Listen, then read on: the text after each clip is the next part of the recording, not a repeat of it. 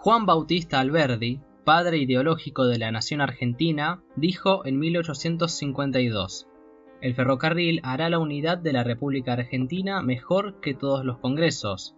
Los congresos podrán hacerla una e indivisible.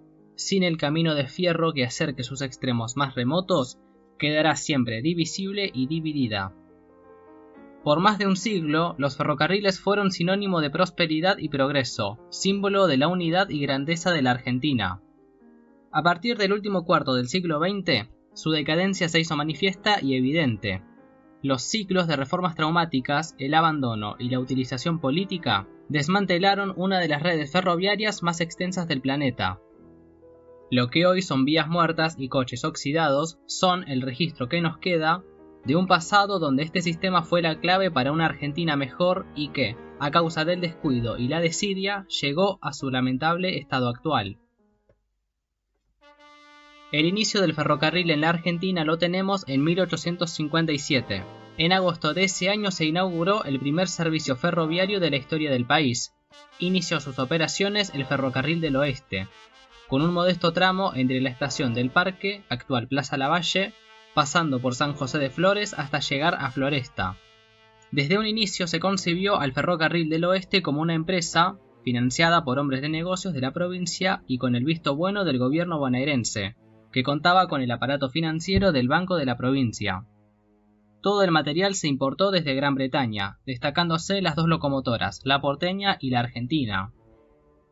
A principios de la década, países de la región como Chile o el Perú habían inaugurado sus propias vías férreas, pero la Argentina debió esperar más de un lustro para poner a funcionar sus primeras formaciones y 2 décadas más para tener un sistema pujante y con bases firmes. La razón de este retraso debe verse tanto en la dinámica global del siglo económico, con la crisis de la década de 1840, como en la propia dinámica interna del país, en el marco del régimen proteccionista de Rosas. El fin del periodo rosista a principios de 1852 dio paso al ascenso de nuevos cuadros gobernantes con ideas reprimidas por muchos años.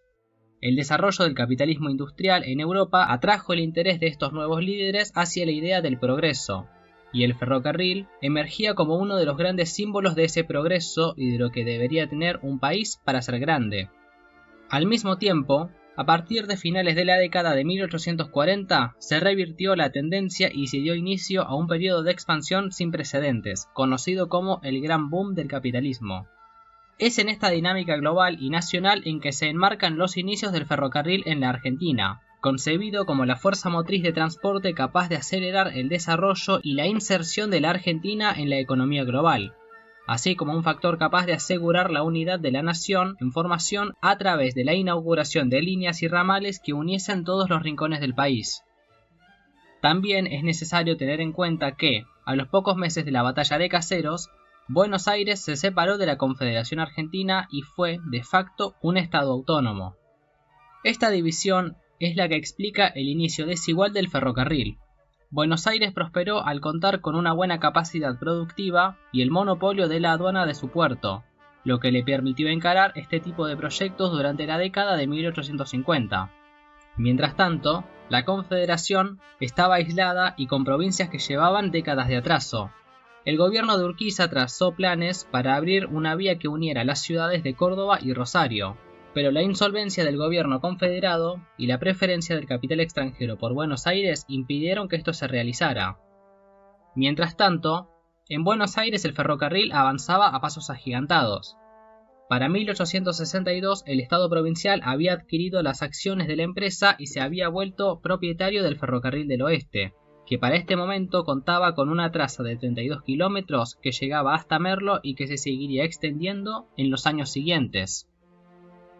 Al mismo tiempo, en la provincia aparecerían nuevas empresas ferroviarias, entre las que se destaca el Ferrocarril Gran Sud de Buenos Aires, o simplemente Ferrocarril Sud, que integraría las ciudades del sur y la costa de Buenos Aires con su capital desde la terminal en Plaza Constitución y que competiría duramente con el Ferrocarril del Oeste.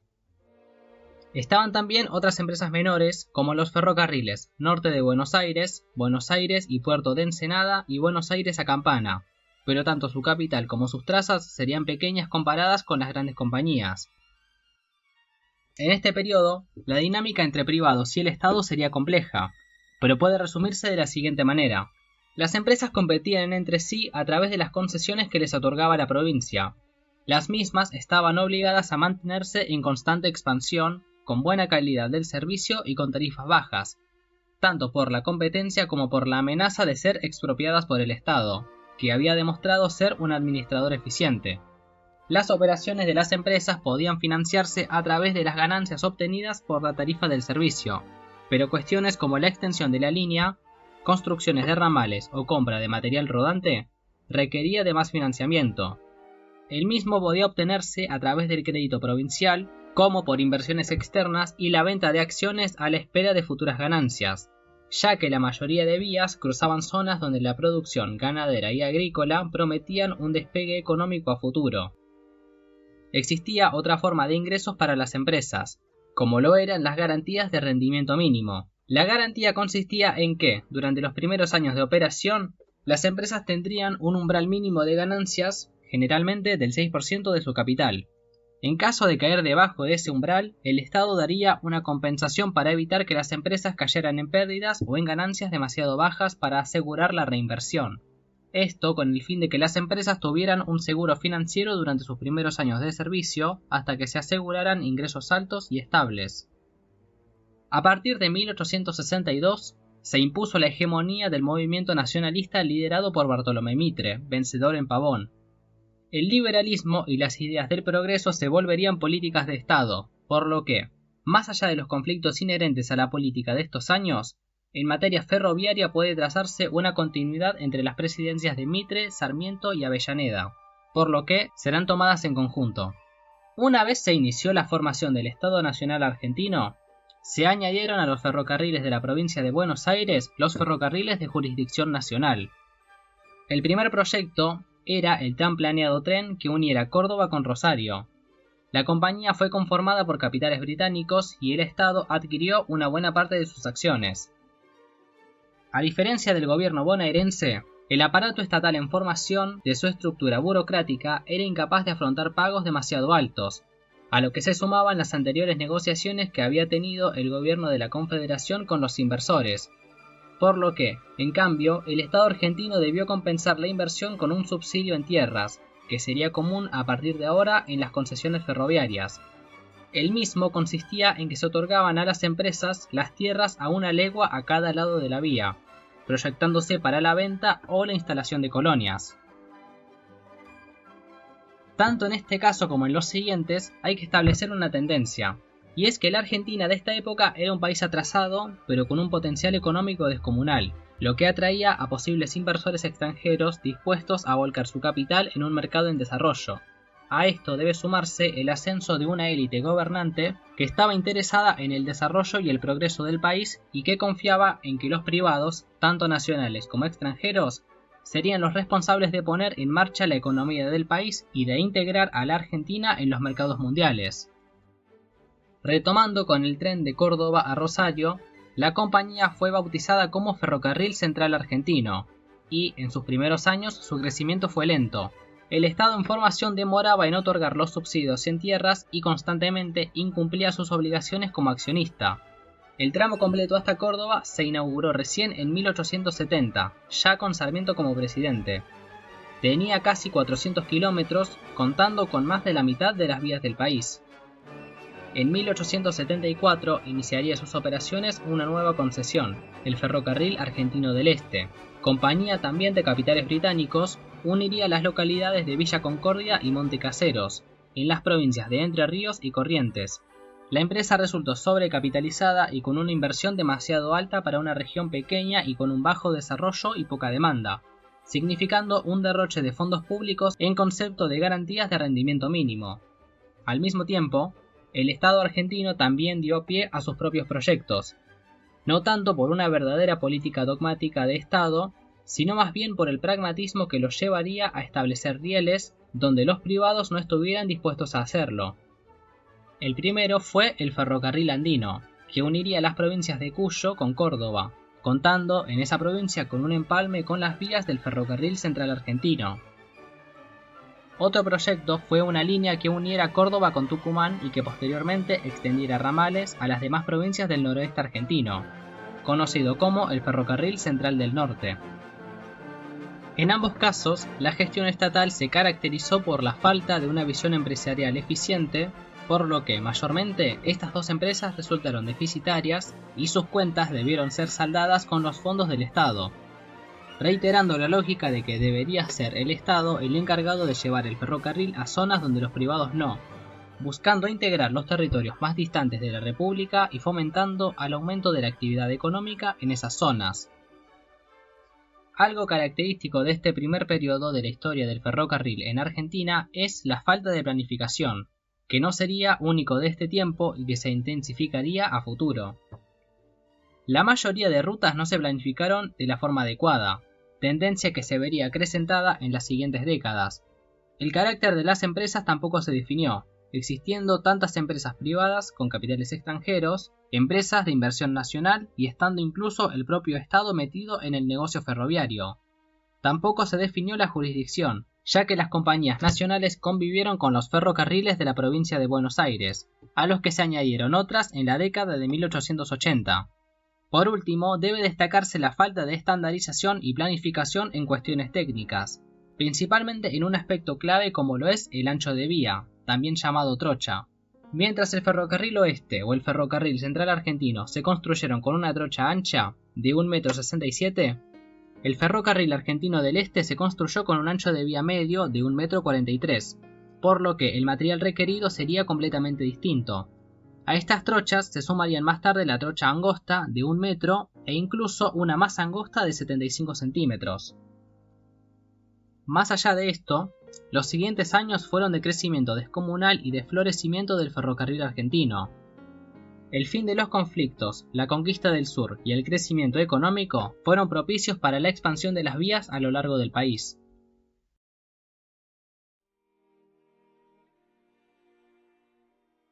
El ascenso de Julio Argentino Roca a la presidencia en 1880 fue un antes y un después en la historia del país. Significó el establecimiento definitivo de la Argentina como nación moderna y el inicio de un periodo de prosperidad, sintetizado en su lema, paz y administración. En el ámbito ferroviario, esta edad dorada se tradujo en un periodo de expansión sin precedentes de los ferrocarriles por todo el territorio de la República. La llegada del tren, junto con la consolidación del aparato burocrático y las conquistas militares, fue tanto causa como consecuencia del crecimiento económico vivido en el país en esos años. El ferrocarril fue un disparador de la actividad económica allí donde iba, tanto por la producción exportadora como por las actividades vinculadas al propio ferrocarril. Al menos durante la primera presidencia de Roca, la tendencia en el desarrollo ferroviario fue una continuación de lo expuesto anteriormente. En primer lugar, se siguió la política estatal de construir vías, tanto para ampliar la red del Estado como para concesionarlas a terceros posteriormente. Segundo, y a causa de la falta de planificación respecto a la jurisdicción, otras provincias decidieron lanzar sus propios sistemas ferroviarios. La primera fue Santa Fe, concesionando a un empresario local la construcción del ferrocarril oeste santafesino. Subsidiado a través de tierras fiscales, contaría con una trocha ancha y estaba pensado para unir Casilda con Rosario. No tuvo un avance destacado en su actividad y unos años más tarde el gobierno santafesino inició la construcción de su propia línea, el Ferrocarril Provincial de Santa Fe, esta vez de trocha angosta para conectar las colonias de la provincia con la capital. Córdoba intentó lo mismo, inaugurando el ferrocarril de Córdoba a Malagueño, de tan solo 26 kilómetros y con mala infraestructura, lo que explica su mal rendimiento. A partir de 1885 empezó a prestar servicios la empresa estatal Ferrocarril Central de Entre Ríos. Financiado gracias al crédito extranjero, constaba de casi 300 kilómetros de vías y unía Paraná con Concepción del Uruguay. En paralelo y más importante que la actividad estatal, se desarrollaba la actividad de los privados en el ámbito ferroviario. En el ámbito de los ferrocarriles de jurisdicción bonaerense, el sistema continuó expandiéndose. El ferrocarril oeste se extendió hacia la mayoría de localidades del interior de la provincia, además de mover su terminal a la estación 11 de septiembre. mientras que el Ferrocarril Sud hizo lo propio, ampliando sus ramales hasta ciudades como Mar del Plata o Bahía Blanca. El proyecto más ambicioso de esta época fue la reinversión privada en el ferrocarril de Buenos Aires a Campana, que pasó a jurisdicción nacional y fue rebautizado como Ferrocarril de Buenos Aires a Rosario, que para mediados de la década ya unía los dos puertos más grandes del país, convirtiéndose en una de las empresas ferroviarias más grandes de la Argentina. El ferrocarril central argentino no se expandió por estos años, pero fue aumentando paulatinamente su tráfico y sus ganancias. En 1884 inició sus actividades una nueva empresa, concesionada a una compañía de capitales británicos. El ferrocarril de Buenos Aires al Pacífico, con su traza original, unía la localidad bonaerense de Mercedes con la puntana Villa Mercedes, que posteriormente fue ampliándose hasta unir Buenos Aires con Mendoza. Vemos en este panorama entonces una importante presencia del Estado Nacional, que para 1886 controlaba la mitad de las vías férreas, y que controlaba a los privados a través de la entrega de subsidios o con instrumentos de control como el Departamento de Ingenieros Civiles. Pero, al mismo tiempo, vemos el crecimiento rápido de las empresas privadas, estando casi todas en manos de inversores extranjeros y subordinadas al interés comercial y a las proyecciones de crecimiento económico del país, a la vez que controlaban extensas áreas gracias a los subsidios en tierras fiscales concedidos por el Estado. Este crecimiento cualitativo y cuantitativo de las compañías privadas, que sería más marcado en años posteriores, daría inicio a una empedernida competencia entre las mismas. En 1886, Roca eligió como su sucesor a Miguel Ángel Juárez Celman. La política ferroviaria del cordobés puede definirse como una optimista e ingenua adopción doctrinaria del laissez-faire. La mentalidad del nuevo elenco gobernante estaba fundada en la idea de que el Estado, por naturaleza, es un mal administrador, y que las empresas, a través de la competencia, son las que aseguran la eficiencia y el progreso. Teniendo en cuenta eso, una de las primeras medidas del gobierno fue deshacerse de todas las redes que tuviera y operara directamente. La primera venta fue la del ferrocarril andino, vendido a un intermediario y que luego fue adquirida por un grupo de inversores británicos. Fue rebautizado como Ferrocarril Gran Oeste Argentino y a partir de este momento la zona de Cuyo estaría en disputa entre el Ferrocarril Buenos Aires al Pacífico y el Ferrocarril Gran Oeste Argentino. Y a esta competencia se sumaría por estos mismos años el Ferrocarril Trasandino, que uniría Mendoza con la frontera con Chile. Al tiempo que el Congreso autorizaba esta venta, se concretaba la del Ferrocarril Central del Norte. El mismo, al igual que el andino, fue entregado a un grupo de inversores británicos, formándose la empresa Ferrocarril Central de Córdoba. En ambos casos, las ventas no fueron beneficiosas para el Estado, que estaba más interesado en desprenderse de la propiedad que de sacar una ganancia de la operación. Asimismo, solo se vendió la línea principal y varios de los ramales, pero rara vez hubo ofertas por vías que pasaban por zonas de poca producción y desarrollo, por lo que muchas veces estos ramales debieron ser arrendados a terceros o vendidos a bajo precio a empresas externas. Las provincias que contaban con sistemas ferroviarios propios también siguieron la política nacional de esos años. Buenos Aires, a pesar de contar con una de las mejores empresas del país, decidió vender el ferrocarril oeste a un grupo de inversores británicos, bajo la idea de que la función del Estado no era empresarial sino la de fomentar la competencia entre las empresas.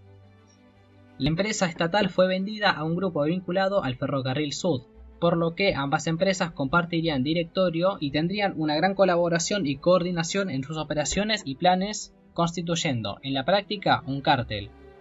Santa Fe vendió su empresa argumentando el gran peso fiscal que significaban las deudas por la construcción y operación de su ferrocarril. El mismo fue vendido a un grupo inversor francés, aunque no logró reflotar la empresa y fueron constantes los retrasos, faltas de pago entre ambas partes. Entre Ríos vendió su empresa por la misma razón, aunque de una mejor manera. El ferrocarril de Entre Ríos fue concedido a los tenedores de deuda de la anterior empresa, que supo manejarse eficientemente. El clima internacional de crecimiento tras la Gran Depresión de la década anterior y la expansión de la economía argentina, principalmente de productos agrícolas y algunos bienes industriales vinculados a la exportación, marcaron el frenesí de esos años. Durante la presidencia de Juárez Celman se otorgaron un total de 67 concesiones, que se traducían en 26.000 kilómetros de vía, sobre los 6.000 existentes en esa época. La mayoría no se estudió seriamente y su inversión se basó en un momento de euforia donde parecía que las ganancias estaban aseguradas, por lo que este periodo se caracterizó por un aumento en la variedad de características técnicas en el sistema ferroviario argentino. Era normal ver vías que corrían paralelas una a la otra, que ofrecían el mismo servicio y a una tarifa similar, pero con distintas máquinas, vagones y ancho de vía. Las empresas expandieron sus líneas principales y tendieron ramales por buena parte del territorio del país. Por cuestiones de tiempo es imposible nombrar todas las concesiones, pero si hay un ejemplo que demuestra la falta de planeación, ese sería el tucumano. Para principios de la década de 1890, había 3 vías que unían la capital tucumana con la ciudad de Rosario: el ferrocarril central de Córdoba, el ramal a Tucumán del ferrocarril de Buenos Aires a Rosario y el ferrocarril de Tucumán a San Cristóbal, que tenía un empalme con el ferrocarril provincial de Santa Fe. No todas las concesiones terminaron en grupos extranjeros de inversión. Es destacable el caso del Ferrocarril Central de Buenos Aires, empresa fundada por el argentino Federico Lacroze y que en pocos años se expandió hasta unir Buenos Aires con el sur de Santa Fe pasando por Pilar. Como se expuso anteriormente, los primeros años del gobierno de Juárez Celman fueron de manejo irresponsable del ferrocarril, confiando en que sería la competencia entre privados la que aseguraría la eficiencia y el buen funcionamiento, lo que explica la gran cantidad de concesiones otorgadas en esta época, con garantías más que generosas, con un sistema de pago automático y a plazos de entre 20 y 55 años. Para finales de 1889 la percepción del gobierno empezó a cambiar. La economía lentamente mostraba signos de recesión y la mayoría de empresas proyectaban pérdidas, además de una baja significativa en la calidad de su servicio. A partir de eso, el gobierno retomó la idea de que el ferrocarril era un servicio de naturaleza monopólica y absolutamente necesario para el país. Se creó la Dirección de Ferrocarriles Nacionales y se estableció que el gobierno contaría con un interventor en cada empresa. Pasaría a controlarse la actividad ferroviaria, proyectando incluso una suspensión en el pago de la garantía estatal en caso de que hubiera un deterioro en la calidad del servicio. También se comenzó a trabajar en una ley general de ferrocarriles, pero el destino del gobierno impidió que se prosiguiera. El agravamiento de la crisis económica y financiera se sumó al descontento generalizado respecto a la política del gobierno, lo que concluyó con la Revolución del Parque, un intento de golpe de Estado por parte de la Unión Cívica de Leandro Alem. Aunque la revolución fracasó, demostró la debilidad del presidente, que renunció a los pocos días. Quien asumió entonces fue el vicepresidente Carlos Pellegrini, tomando las riendas de un país prácticamente en quiebra frente a los próximos vencimientos de deuda. El resultado fue la mora y renegociación de la deuda del Estado argentino con sus acreedores. En materia ferroviaria, se suspendió el pago automático de la garantía, se levantó temporalmente la exención impositiva y se decretó la posibilidad de que el gobierno interviniese en las tarifas de las empresas. La crisis impactó directamente en el sistema ferroviario. La recesión afectó directamente la actividad de las empresas, además de que las compañías de reciente instalación dependían de la garantía estatal para asegurar su solvencia financiera, y al haber suspendido el Estado el pago de esas obligaciones, el resultado fue el esperable.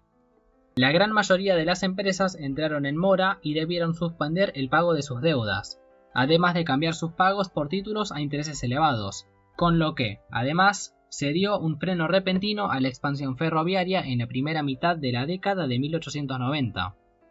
La falta de pago de las garantías elevó el conflicto existente entre el gobierno y las empresas, que recién fue solucionado durante la presidencia de José Evaristo de Uriburu. Él mismo acordó individualmente con cada empresa el canjear los pagos inmediatos de lo adeudado por títulos públicos a pagar a futuro. Con esto se solucionó provisoriamente el conflicto y se estabilizó relativamente la situación financiera de las empresas pequeñas. La reanudación del ciclo de crecimiento económico coincidió con el retorno de Roca a la presidencia en 1898. En primer lugar, se retomó el debate sobre el rol que debería desempeñar el Estado en el sector. Si bien no se sancionaron leyes sobre el control a privados, en este momento sí se aprobó la construcción de nuevas líneas por parte de la Administración Nacional. Una característica del primer tercio del siglo XX quedó ilustrada en 1901. A finales de ese año, dos de las empresas más grandes del país, el Ferrocarril Central Argentino y el Ferrocarril de Buenos Aires a Rosario, anunciaban su fusión. Esto marcó el inicio de una tendencia. La competencia entre empresas fue dando lugar a la formación de acuerdos anticompetitivos y la formación de monopolios y oligopolios a través de la formación de trusts y cárteles. En 1904 llegó un nuevo elenco gobernante a la Casa Rosada. Tanto el presidente Quintana como el futuro presidente Figueroa Alcorta tenían la convicción de que el Estado debería abandonar su posición de defensor del laissez-faire y, en su lugar, debería tomar un lugar protagónico respecto a los servicios de comunicaciones y transportes.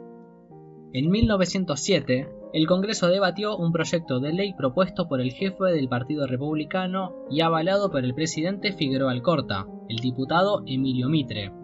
La ley Mitre, que se aprobó en ese mismo año, fue lo más cercano que tuvo la Argentina a una política de Estado respecto a los ferrocarriles. Establecía un nuevo sistema único para las exenciones impositivas a las empresas ferroviarias, a las que, además, sometía a un impuesto especial para financiar los gastos del Estado. También estableció que el Estado tenía facultades para intervenir en las tarifas en caso de que las compañías excedieran un umbral máximo de ganancias y estableció pautas generales sobre las futuras concesiones. En general, esta ley fue una regularización de la política ferroviaria estatal y marcó el inicio de una época dorada para los trenes en el país. El Estado asumió un rol determinante en el rumbo del ferrocarril, lo que se consolidó 2 años más tarde con la fundación de la Administración General de Ferrocarriles del Estado. Las empresas volvieron a expandir sus líneas y ramales y a adquirir nuevo material rodante. Se profundizó el proceso de centralización y formación de cárteles, absorbiendo las empresas más grandes a las más pequeñas. También se construyeron las monumentales estaciones terminales de Buenos Aires, como las del Ferrocarril Central Argentino y la del Ferrocarril Central de Córdoba en Retiro, o la Estación Constitución. Una parte importante de la red pertenecía a compañías británicas, pero no en un nivel en que se pueda decir que el ferrocarril argentino estaba controlado por Gran Bretaña. Otra parte la poseían empresas francesas, como el Ferrocarril Provincial de Santa Fe o el recientemente fundado Ferrocarril Compañía General de Buenos Aires. También había empresas de capital nacional, como el anteriormente nombrado Ferrocarril Central de Buenos Aires, que había llegado a un acuerdo con el Ferrocarril de Entre Ríos para extender su servicio hacia la Mesopotamia pasando por sus vías. Por último, en las 2 primeras décadas del siglo XX, el Estado Nacional retomó su política de construcción y operación de ferrocarriles nacionales. A través de la Administración General de Ferrocarriles del Estado, se construyeron en estos años el nuevo Ferrocarril Central del Norte, que unía la frontera con Bolivia con Santa Fe, el Ferrocarril Argentino del Norte de Córdoba a La Rioja, el Ferrocarril de Embarcación a Formosa y los ferrocarriles patagónicos. Los ferrocarriles del Estado estaban principalmente pensados para el servicio de cargas y se los suele llamar como ferrocarriles de fomento, ya que llevaban el incentivo ferroviario a donde los privados no lo veían rentable, y es destacable la figura de Pablo Nogués, quien, como director, fue el gran promotor de esta política durante los 7 años que estuvo al frente de la empresa estatal. Como se dijo anteriormente, el tren fue el motor que permitió el despegue económico del país. Facilitaba y hacía más rápido el transporte de personas y bienes a lo largo de todo el país y el comercio de exportación, consolidado además gracias a la construcción del puerto de Buenos Aires y la ampliación de los puertos del litoral. También empleaba a gran cantidad de personas, lo que dio lugar a la formación de una identidad y la creación de los primeros sindicatos vinculados a esta actividad, destacándose la fraternidad, el gremio de maquinistas, y que sería un elemento de presión importante para el devenir histórico del ferrocarril, como se demostró en la huelga de 1912. Además, se construyeron los primeros talleres ferroviarios importantes del país, como los de Tafí Viejo. Para 1916 el panorama era el siguiente. Victorino de la Plaza le entregó a Hipólito Yrigoyen un país con 33.821 kilómetros de vías férreas, que transportaban más de 64 millones de pasajeros y 36 millones de toneladas en mercancías. El 15% de la red pertenecía al Estado Nacional, que la operaba directamente a través de la AGFE. La empresa ferroviaria más grande era el cártel Ferrocarril Oeste-Ferrocarril Sud, con casi 10.000 kilómetros. Le seguían el Estado argentino con casi 7.000 y el Ferrocarril Central Argentino con poco más de 5.000. A pesar del ascenso del nuevo partido gobernante, puede decirse que este periodo fue de continuidad con el modelo anterior, basado en la confianza en los privados, con un Estado que se reservaba el manejo de los ferrocarriles de fomento y un rol como interventor en la actividad empresarial. Pueden distinguirse 3 periodos durante la presidencia de Irigoyen. El primero va de 1916 a 1918. Debido a la recesión provocada por la guerra en Europa, hubo una caída en los rendimientos de las empresas debido a un aumento desproporcionado de los gastos con respecto a las ganancias, por lo que pasaron a ser constantes los reclamos porque el gobierno autorizara aumentos en las tarifas. Al mismo tiempo, el incremento en la actividad de los sindicatos dio lugar a un aumento en la conflictividad y en el número de reclamos. El conflicto culminó con una gran huelga a finales de 1918 que paralizó el servicio por más de un mes. Concluyó cuando el gobierno intervino, se presionó para que el Congreso aprobara una ley de jubilaciones para ferroviarios y se autorizó el aumento de tarifas. Esto da inicio al segundo periodo, que coincide con la salida de Nogués de la dirección de ferrocarriles. Este periodo se caracterizó por la armonía social, con un Estado que actuaba como árbitro y el crecimiento de las empresas, permitido además por un clima de bonanza económica. Esto duró hasta 1920, cuando se reanudaron los reclamos empresariales por aumento de tarifas, a lo que se sumaba además el inicio de una nueva recesión económica y tensiones por la sucesión presidencial. En 1922 asumió la presidencia el radical Marcelo Torcuato de Alvear. Su presidencia se sintetiza en la palabra prosperidad. La recesión acabó en 1923. Marcando el inicio de un ciclo de crecimiento que duró hasta el fin de su mandato. La bonanza permitió el crecimiento de las empresas a la vez que mantenían sus tarifas estables. Los sindicatos como la Fraternidad y la recién fundada Unión Ferroviaria siguieron con su política de reclamos, pero ahora el Estado asumió una mejor posición y desarrolló exitosamente su labor de arbitraje entre gremios y patronales.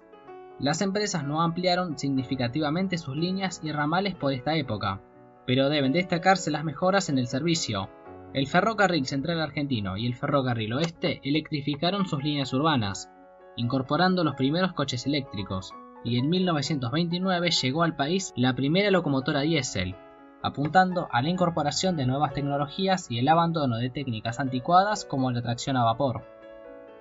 Irigoyen fue reelecto para la presidencia en 1928, y su asunción casi coincidió con el inicio de una nueva crisis. A fines de 1929 estalló la crisis en la bolsa de Nueva York. Le siguió una caída en picada de las ganancias y un aumento súbito del desempleo. En Argentina, esto afectó fuertemente a la economía, principalmente basada en la exportación agrícola y con una industria que no llegaba a abarcar todo el mercado local. La depresión provocó una caída de las exportaciones y la actividad económica. Las empresas ferroviarias entraron en mora y debieron renegociar judicialmente sus obligaciones de pago. Por meses se corrió el rumor de que grupos norteamericanos estaban interesados en adquirir los ferrocarriles británicos en Argentina. Sin embargo, debe tenerse en cuenta el aprecio y la confianza que tenían el presidente y el elenco gobernante por los capitales británicos. Este periodo también se caracterizó por el aumento de la actividad de los sindicatos y un aumento de los conflictos laborales, a lo que el gobierno vaciló entre su rol de mediador y el establecimiento de la presencia de las fuerzas de seguridad para asegurar la continuidad del servicio.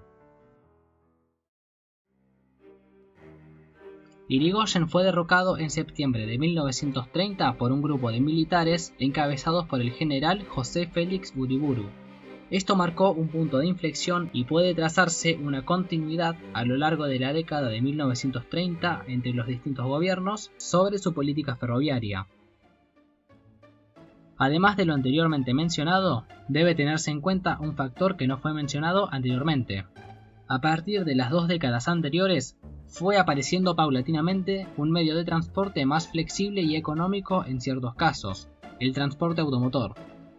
La aparición del automóvil, los camiones de cargas y posteriormente los colectivos reconfiguraron el sistema de transportes, Si las empresas ferroviarias antes tenían el monopolio del transporte y, a través de acuerdos anticompetitivos, podían acomodar el mercado a sus necesidades, la paulatina aparición del automotor, que se hizo patente a partir de la década de 1930, rompió con este esquema, lo que obligó a las empresas a replantear sus estrategias y abrió nuevos cursos de acción para la política del Estado Nacional.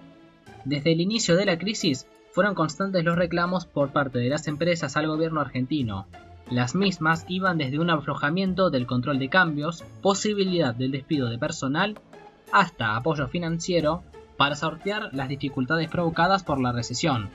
La actitud del gobierno de Agustín Pedro Justo siempre fue negativa. La doctrina del gobierno sostenía que la debilidad de las empresas era siempre el resultado de la libre competencia entre las mismas y los demás medios de transporte como el automotor. A pesar de los acuerdos con el Reino Unido, como el Pacto Roca-Runciman, y de los constantes pedidos al embajador argentino en Londres, el gobierno nacional se mostró muy pocas veces dispuesto a apoyar a las empresas ferroviarias y solo les permitió cierto acceso al crédito para solucionar cuestiones inmediatas. Por el contrario, si algo se recuerda de la presidencia de Justo es su gestión sobre la vialidad.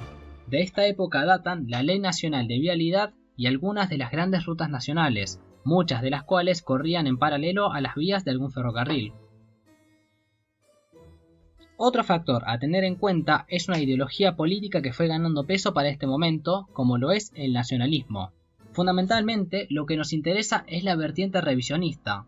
A través de su reescritura de la historia y la politización del pasado, desde grupos como Forja y con argumentos no del todo originales, distintos intelectuales sostenían la idea de que históricamente la Argentina fue una nación libre durante el tiempo de la Confederación, hasta que el ascenso de los liberales como Mitre permitió inmiscuir al país en redes internacionales del imperialismo británico, por lo que llegaban a sostener afirmaciones como que la Argentina era una colonia británica, pensamiento que se veía reforzado por acciones como la firma del Pacto Roca-Runciman.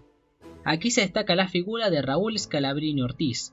Con su libro Historia de los ferrocarriles argentinos, marcó un hito al ser el primer trabajo sistematizado sobre la evolución y el devenir histórico del ferrocarril en el país. Más allá de que lo suyo no es un trabajo académico y de las obvias limitaciones metodológicas y el sesgo que tenía, el trabajo de Scalabrini Ortiz es una formidable exposición de los procesos históricos y acertada representación del pensamiento nacionalista de su tiempo con respecto a los ferrocarriles. Al considerar que el ferrocarril no es más que el producto de las exportaciones de capitales excedentes desde Gran Bretaña a la Argentina, entiende que el ferrocarril es un instrumento de control imperial y de subordinación de la economía argentina a intereses extranjeros. En su conclusión, argumenta que debería ser el Estado Nacional el que cuente con el monopolio del manejo de un sector tan estratégico para el desarrollo del país. Dos cosas a considerar. Primero, se estará más o menos de acuerdo con lo explicado anteriormente, pero es innegable que Scalabrini Ortiz fue un producto de su época. Escribió en un tiempo en que era manifiesta la debilidad de las empresas extranjeras en el sector. Lentamente fue emergiendo la idea de que la única solución para el ferrocarril era que el Estado Nacional lo tomara en posesión. Entendiendo eso, es claro que el primer paso debía ser el cuestionar la propia naturaleza de los ferrocarriles privados y extranjeros. Previo a su nacionalización, debía haber un consenso de que tal acción era buena y necesaria. Segundo, también es innegable que la oposición del nacionalismo más acérrimo moldeó la política del gobierno. Si se planteaba que el tren era una forma de dominación extranjera, el gobierno rehuía a la mera idea de colaborar con empresas ferroviarias, al considerar que el más mínimo acercamiento sería percibido por la oposición como un acto de servidumbre ante el imperialismo extranjero. Por último, destacar el rol de los ferrocarriles del Estado en este periodo. El retorno de Pablo Nogués al frente de la dirección marcó el inicio de una era próspera para los trenes del Estado Nacional. Mientras los privados apenas pudieron mantener sus cuentas en equilibrio y prácticamente no ampliaron sus líneas, la Administración General de Ferrocarriles del Estado supo eficientizar su actividad y dio pasos adelante en el proceso de adquirir máquinas diésel para el servicio e incluso se dieron los primeros avances en la fabricación de coches en los talleres del país. Promediando la década, dos empresas ferroviarias estaban en una situación crítica. el Trasandino y el Ferrocarril Central de Córdoba. Ambas empresas iniciaron gestiones con el gobierno nacional y, finalmente, para 1937 el Congreso ya había aprobado la nacionalización de ambas. La compra de ambas líneas, en términos relativamente accesibles, permitió al Estado Nacional, a través de la Administración General de Ferrocarriles del Estado, contar con un acceso a la frontera con Chile y al puerto de Buenos Aires a través de sus propias vías. Así, durante la presidencia de Agustín Pedro Justo, se dieron los primeros pasos en la estatización de los ferrocarriles argentinos. Aún así, debe destacarse la confusa reacción del nacionalismo ante esto.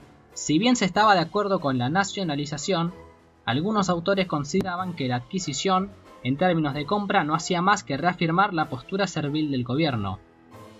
Más allá de esto, se había iniciado el camino a la nacionalización completa del ferrocarril en Argentina, que culminaría una década más tarde.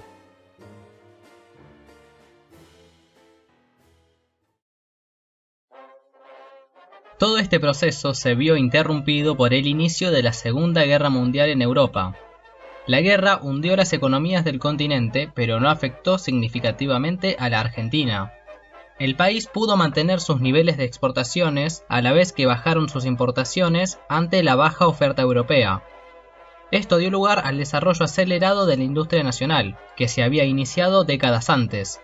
Aumentó el tráfico y crecieron de forma destacable las ciudades y sus periferias, como lo fue Buenos Aires.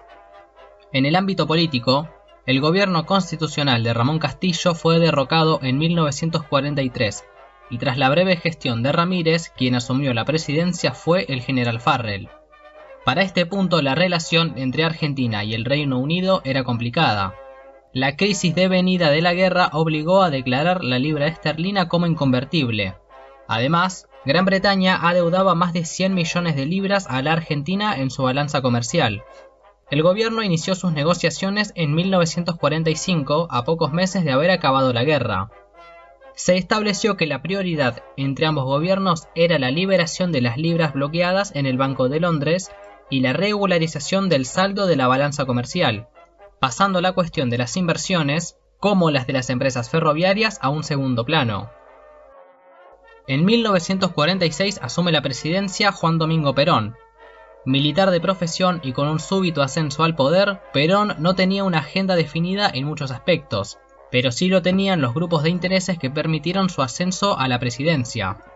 Por ejemplo, entre los objetivos del Partido Laborista figuraba la nacionalización de todos los servicios públicos.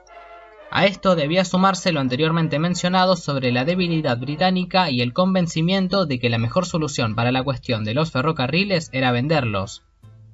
Llevaban casi 2 décadas de desinversión y estaba claro que el valor actual de las empresas era inferior al invertido, estimándose su valor total como máximo en 125 millones de libras o 2.000 millones de pesos. En septiembre de 1946 se llegó a un primer acuerdo, conocido como el Pacto Miranda-Eady. El mismo resolvía puntos básicos como la liberación de las libras bloqueadas, y en el ámbito ferroviario se acordó la conformación de una empresa mixta, con un aporte de 500.000 pesos por parte del Estado argentino. El acuerdo fue inmediatamente repudiado por la opinión pública y por distintos sectores políticos de la oposición. Personajes como Ricardo Ortiz criticaron el hecho al percibir que el gobierno había cedido más incluso de lo que las empresas esperaban conseguir. Esto llevó a renegociar el acuerdo. En las nuevas negociaciones se llegó al consenso de la adquisición total de los ferrocarriles británicos por parte del Estado Nacional. Fue finalmente aceptada la adquisición de todos los activos ferroviarios en un valor de 150 millones de libras, en lo que se conoció como el Pacto Andes. Sin embargo, la coyuntura internacional y la específica de ambos países puso fin a su aplicación. La inconvertibilidad de la libra y la rápida sangría de reservas de la Argentina fueron determinantes para esto. El acuerdo debió ser reformulado en 1948. En esta ocasión se acordó que el Reino Unido adelantaría un monto a la Argentina y que se transfirieran los activos ferroviarios para saldar parte del saldo deudor de la balanza comercial. Por ese mismo tiempo se nacionalizó el resto de la red ferroviaria del país. En 1947 se adquirieron las empresas francesas. En 1949 se estatizó el último ferrocarril privado en manos argentinas, el Ferrocarril Central de Buenos Aires. y en 1951 se pasaron a Administración Nacional los ferrocarriles provinciales de Buenos Aires y Corrientes. El primer cambio, y uno de los más recordados, fue respecto a las representaciones. El 1 de marzo de 1948, Perón encabezó un acto en la estación de retiro del Ferrocarril Central Argentino, ahora rebautizada como Estación Presidente Perón. Allí se hizo formal la toma de posesión de los ferrocarriles británicos y se reafirmó que el accionar del gobierno era una defensa de la soberanía. También se cambió el nombre de las líneas, reemplazando los nombres comerciales por los de los próceres del país, todos con el prefijo de Ferrocarril Nacional. Así, el Central Argentino pasó a ser el General Mitre. El ferrocarril de Buenos Aires al Pacífico se renombró como General San Martín. El ferrocarril oeste se rebautizó como Domingo Faustino Sarmiento. El ferrocarril Sud como General Roca. Se fusionaron el ferrocarril central de Buenos Aires con los mesopotámicos para crear el ferrocarril nacional General Urquiza. Y las redes de trocha métrica, que estaban en poder del Estado antes de Perón, y el ferrocarril Compañía General de Buenos Aires se reagruparon todas en el Ferrocarril Nacional General Belgrano, exceptuando los ferrocarriles patagónicos que se mantuvieron autónomos. Al pasar los ferrocarriles a la órbita del Estado Nacional, se creó toda la estructura burocrática necesaria para su administración, la cual, como se vio posteriormente, fue sobredimensionada. En 1949 la nueva Constitución creó el Ministerio de Transportes, que contenía la Dirección Nacional de Ferrocarriles y a la que posteriormente se añadió la Secretaría de Orientación Ferroviaria. En 1950 se creó la empresa Ferrocarriles del Estado, que 2 años más tarde pasó a depender de la Empresa Nacional de Transportes. Esta sobreburocratización dio lugar a un caos administrativo que impidió toda coordinación o planificación, ya que la mayoría de responsabilidades eran compartidas o sobrepuestas. El resultado de todo esto fue que la gran parte de decisiones permaneciera en la administración de cada línea. Sin embargo, también hay que destacar que fue política de gobierno el reemplazar a los cuadros técnicos extranjeros por funcionarios locales, de los cuales la mayoría no contaba ni con la formación ni con la experiencia de los técnicos anteriores. Como es de esperar, esto devino en una pérdida invaluable de capital humano y de conocimiento operativo del sistema ferroviario argentino. El Estado argentino compró un sistema ferroviario relativamente eficiente, pero con problemas estructurales y un atraso de casi 20 años. Tenía una red caótica y sin planificación, con regiones repartidas entre varias redes y otras sin ningún servicio regular. No existía estandarización alguna respecto al ancho de vía, material rodante o modo de tracción. Y la demanda del servicio aumentaba a una gran velocidad, principalmente el suburbano gracias al crecimiento de la capital. El gobierno justicialista emprendió planes de modernización importantes, pero la mayoría fueron abandonados durante el propio mandato de Perón y otros fueron abandonados en 1955. Prácticamente no se mejoraron las infraestructuras de cargas y apenas se compraron máquinas, aunque esto es entendible ya que su demanda se mantuvo constante por estos años. Se ampliaron algunas redes y se inauguraron nuevos servicios de larga distancia con respecto al servicio interurbano de pasajeros, a precios accesibles gracias a la política estatal de pisar las tarifas y con coches de lujo que incorporaban tecnologías como aire acondicionado. Respecto al servicio suburbano, puede decirse que hubo una leve mejoría gracias a la incorporación de vagones y algunas locomotoras, y también debe destacarse que el ferrocarril del área metropolitana de Buenos Aires fue fundamental para el desarrollo industrial de este periodo y los posteriores 20 años. Respecto a la adquisición de material rodante, la política del gobierno fue errática. La propaganda oficial hacía constante referencia a la producción nacional. En ese sentido se siguió con la construcción y mantenimiento de vagones en los talleres del Estado. También se avanzó con la fabricación de locomotoras en el país. A cargo del ingeniero Pedro Zaccaglio estuvo la Fábrica Argentina de Locomotoras, que construyó una por año hasta 1955. La primera locomotora construida enteramente en la Argentina fue la diésel eléctrica conocida como la Justicialista, a la que luego se le sumó una igual bautizada como la Argentina. A pesar de esto, el gobierno también apuntó a las adquisiciones en el extranjero, adquiriendo vagones de pasajeros a la empresa neerlandesa Werkspoor y también adquirió locomotoras General Electric y de la anteriormente nombrada empresa neerlandesa. Tampoco hubo una verdadera política de modernización técnica. Hasta 1953 se adquirieron anticuadas máquinas de vapor, o se siguió aprobando su construcción en el país, en lugar de apuntar a la electrificación o en cambio a la adquisición de máquinas dieseleléctricas. Las relaciones con los gremios tampoco fueron armónicas, como se vio en la brutalmente reprimida huelga de ferroviarios de 1951. Si debe hacerse un balance de la gestión justicialista de los ferrocarriles, debe decirse que el gobierno de Perón supo mantener e incluso aumentar la calidad del servicio. Sin embargo, no supo resolver los problemas estructurales de la red e incluso agravó algunos como la sobreutilización del material rodante, ya que las adquisiciones nunca llegaron a suplir la demanda y la producción nacional siempre fue insuficiente. Esto devino, como es lógico, en un gran desgaste de las máquinas. Por último, el congelamiento de las tarifas y el aumento de los costos devino en una caída de la rentabilidad de las empresas. Perón fue derrocado en 1955 por la autoproclamada Revolución Libertadora, que comprendió los gobiernos de Lonardi y Aramburu. Su política ferroviaria se centró principalmente en resolver el caos burocrático heredado de la gestión anterior. En ese sentido, se centralizó la administración en la empresa Ferrocarriles del Estado argentino, aunque la sobrecentralización terminó deviniendo igualmente en un aumento desmedido de la estructura administrativa. También se redujo el número de líneas al repartir el Ferrocarril Provincial de Buenos Aires entre las distintas empresas y pasar la administración de los ferrocarriles patagónicos al General Roca. También hubo otros avances como la numeración de coches y locomotoras, y se aplicó el primer marco normativo conocido como Reglamento Interno Técnico Operativo o RITO. A pesar de esto, el carácter provisional de la dictadura de Aramburu dejó claro que su política se basó en medidas a corto o mediano plazo, como lo fue la adquisición de locomotoras diésel para aliviar un poco la situación de agotamiento del material rodante. En 1958 asumió la presidencia el radical Arturo Frondizi. De marcado signo desarrollista, Frondizi llegó al poder con la convicción de que se debían desarrollar sectores claves como la industria pesada para sacar al país del estancamiento.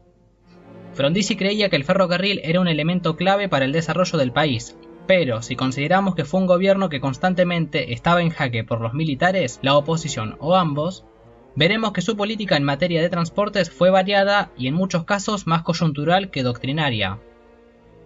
Un primer momento en la gestión de Frondizi se da durante su primer año de gobierno, coincidiendo con un ciclo de expansión económica.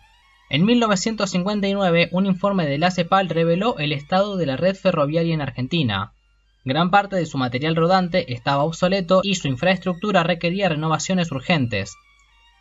Era obvio que se necesitaba un plan de modernización a largo plazo, idea a la que Frondizi adhirió. Se compraron máquinas en el extranjero, pero también se retomó la política de construcción en el país y se llegó a un acuerdo con Fiat para la instalación de 2 plantas en Córdoba, creándose la empresa subsidiaria Materfer. Este periodo se cerró abruptamente en 1959 con el fin del crecimiento y durante un periodo de crisis para el gobierno. Asumió la cartera de Hacienda de la Nación Álvaro Alzogaray. De una visión mucho más ortodoxa que la que tenía el gobierno hasta entonces, Alzogaray propuso y aplicó parcialmente un programa de ajuste a la empresa estatal. Al considerar que no estaban los recursos para un plan de modernización a largo plazo, a través de la tercerización de servicios no ferroviarios como la limpieza, servicios de carga y descarga o imprentas, acompañando esto por un aumento de las tarifas, reservando así a EFEA únicamente la operación del servicio. Si bien pudo solucionar parcialmente la situación, significó el agravamiento del enfrentamiento del gobierno con los gremios. El mismo había iniciado con la adquisición de máquinas más eficientes y de más fácil operación. Esto se traducía en que se requería menos personal para su operación y por tanto en posibles despidos. A principios de 1961, el gobierno de Frondizi volvió a quedar en jaque por los militares. Entre otras cosas, esto devino en la renuncia de Alzogaray y la llegada de Roberto Alemán al Ministerio de Hacienda. Esta vez, el nuevo ministro de Hacienda aplicó un plan de ajuste aún más fuerte. Se decidió la clausura de los ramales que resultaran deficitarios, incluyendo el despido inmediato del personal. El resultado de esto fue un paro y una gran huelga ferroviaria que duró 40 días y que congeló completamente la relación del gobierno con los gremios hasta el final del mandato. Si hay algo con lo que se relaciona el gobierno de Frondizi es con el Plan Larkin. En 1960 el gobierno encargó al Banco Mundial un informe sobre el estado de sus ferrocarriles, el cual quedó a cargo del coronel estadounidense Thomas Larkin. El informe se presentó en febrero de 1962. Consideraba que gran parte de la red y su material rodante estaba obsoleta. Proponía la clausura de 21.000 kilómetros de vías, casi la mitad de la red, por resultar improductivos. También retirar una gran cantidad de locomotoras a vapor y coches anticuados. A esto se sumaba la clausura de casi la mitad de los talleres ferroviarios del país, despidiendo a casi 60.000 empleados. A través de lo ahorrado con este ajuste se esperaba que fuera posible la adquisición de suficientes locomotoras diésel para abastecer a toda la red, jubilar a las locomotoras a vapor y mejorar la infraestructura allí donde no se hubieran clausurado los ramales. Si bien el Plan Larkin suele asociarse con el gobierno de Frondizi, el mismo se presentó en febrero de 1962, casi un mes antes de la caída del gobierno, por lo que no fue aplicado en ningún modo y fue abandonado casi inmediatamente. Lo máximo que puede verse son similitudes entre las políticas de Alzogaray y Alemán y lo propuesto por Larkin, pero es anacrónico e inexacto asociar estas medidas coyunturales a una postura doctrinaria defensora del Plan Larkin. Como se dijo anteriormente, Frondizi fue depuesto por un golpe de Estado en marzo de 1962. Tras el interinato de José María Guido, asumió la presidencia Arturo Illia. El mismo encargó a la Comisión Nacional de Desarrollo un plan ferroviario. El mismo fue presentado en 1965. Al igual que el Plan Larkin, fue presentado poco antes de que el presidente fuera depuesto y en la práctica no vio la luz. Sin embargo, la gestión de Illia tuvo un formidable desempeño respecto a los ferrocarriles. Llegaron al país una buena parte de las máquinas compradas y se encargaron otras tantas, lo que permitió la adopción de máquinas diésel para toda la red urbana del ferrocarril General Roca y la dieselización total del ferrocarril General Sarmiento, siendo la primera línea en abandonar en su totalidad la tracción a vapor. También se mejoró la calidad del transporte suburbano, que venía con una demanda creciente gracias a la incorporación de coches eléctricos de origen japonés, como los recordados Toshiba de la línea Mitre, que se añadían a los homónimos de la línea Sarmiento adquiridos durante la gestión anterior. Por último, durante el mandato de Illia se reactivaron varios de los ramales clausurados por Frondizi y se establecieron varios servicios de larga distancia con una muy buena calidad. Puede decirse que el gobierno de Illia fue una pequeña edad dorada para el ferrocarril en el medio de un proceso histórico marcado por ciclos de reformas ineficientes y abandono. Sin embargo, la coyuntura política nacional llevó a que Illia fuera derrocado en 1966 por un nuevo golpe de Estado cívico-militar. Quien tomó las riendas del país entonces fue el dictador Juan Carlos Onganía. Onganía no tuvo una política definida en ningún sentido, mucho menos en lo que al ferrocarril se refiere. Pueden distinguirse dos periodos durante su mandato. El primero va de 1966 a 1968. El mismo se caracterizó por un aumento en la oferta del servicio de pasajeros y cargas. Este aumento se tradujo en una sobreutilización de material rodante, que no se vio compensada por las incorporaciones, lo que llevó a volver a poner en marcha máquinas a vapor con décadas de antigüedad. A partir de 1968, el gobierno de Onganía da un giro de 180 grados en su política ferroviaria. Un año antes ya se había decretado un desproporcionado aumento en las tarifas, lo que significó que la demanda del ferrocarril cayera súbitamente, ya que perdió competitividad frente al transporte automotor. Además de esto, se estableció un programa de reordenamiento y modernización de la gestión ferroviaria. Se eliminaron las 6 líneas y se las reemplazó por un sistema basado en regiones. En 1970, la propia empresa de ferrocarriles argentinos presentó su propio plan de modernización, el tercero de la década, el conocido Plan de Mediano Plazo, el cual sería aplicado por Onganía y continuado por los sucesores de este, los generales Livingston y Lanusse. El plan de mediano plazo proponía aplicar muchas de las políticas sugeridas por el Plan Larkin, considerando que la empresa de ferrocarriles argentinos era sumamente deficitaria. Establecía el cierre de ramales que resultaran antieconómicos, corriendo a cuenta del Tesoro Nacional el mantenimiento de rutas que supusieran pérdidas. Una vez establecido el equilibrio en las cuentas de la empresa, el plan también proponía el establecimiento de servicios rápidos de larga distancia a través de las principales líneas. Además, proyectaba la modernización a través de la informatización, la incorporación de técnicas de cómputo, tecnologías de comunicaciones y la eliminación definitiva de máquinas a vapor. A pesar de esto, al igual que los anteriores planes de modernización, el de Onganía quedó inconcluso y sus resultados fueron más bien pocos.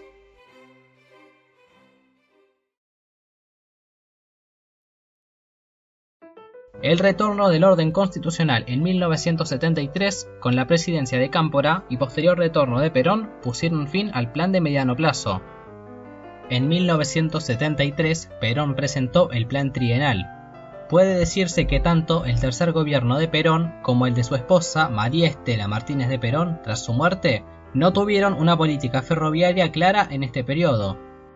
Se destaca que se eliminó la administración por regiones impuesta por Onganía, retornando las 6 empresas originales. Se destaca también la creación de la Corporación de Empresas Nacionales, como nueva organización responsable de la coordinación entre las distintas empresas del Estado. Esto, como es lógico, solo devino en un aumento desmesurado de la burocracia y complejización de una estructura administrativa ya sumamente confusa. Algo que se observa en este periodo es que el tercer peronismo dio un rol preponderante a la burocracia sindical en la toma de decisiones. Los ferrocarriles nacionales se vieron con una dirección irresoluta a causa de estar subordinados a los ires y venires de las disputas partidarias en un tiempo tan políticamente convulso como lo fue la década del 70.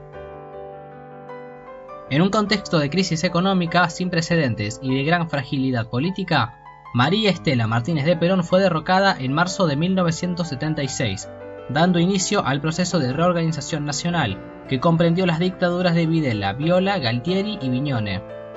En el marco de la crisis económica internacional, que en la Argentina se manifestó en 1975, la política ferroviaria del proceso de reorganización nacional se basó en un plan de modernización que en la práctica era otro plan de ajuste a los ferrocarriles argentinos.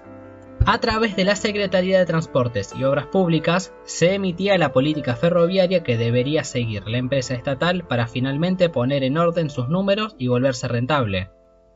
Dos elementos son centrales en esta política. El primero es el cierre de ramales deficitarios, muchas veces con poco estudio más allá de las cuentas. Entre 1976 y 1980 se autorizó el cierre de 5.500 kilómetros de vías, ya fuera a través del levantamiento del servicio o directamente el levantamiento de vías. El fin de la circulación ferroviaria fue responsable del decaimiento de muchos pueblos del interior. Si bien la razón por la que el tren dejaba de pasar era por la baja demanda, es decir, que era poco utilizado y que los pueblos ya estaban en un proceso de desaparición, el levantamiento del servicio ferroviario muchas veces fue la estocada final que devino en el aislamiento de los poblados y las migraciones a las grandes ciudades. El segundo elemento central de la política ferroviaria del proceso fue el cierre de talleres. A pesar de la existencia de planes de cierre paulatino o de readaptación, a partir de 1977 se procedió con el cierre de los talleres de Santa Fe, Estrobel y Cruz del Eje, a los que luego se le sumó el de Tafí Viejo, bajo el argumento de que estaban centrados y especializados en la tracción a vapor, la cual ya se sabía que debía ser reemplazada. Parte del personal cualificado fue reubicado, pero otra gran parte fue despedida, lo que contribuyó a un aumento de la tensión social y el enfrentamiento con los gremios. Mientras se dejaba de lado el ferrocarril en el interior, se dio prioridad al servicio en el área metropolitana de Buenos Aires. Relativamente se reorganizó de manera más eficiente el sistema y se aprobó el proyecto de la electrificación de la línea Roca con sus ramales Constitución Gleu y Constitución Ezeiza, postergando indefinidamente la electrificación del ramal a La Plata.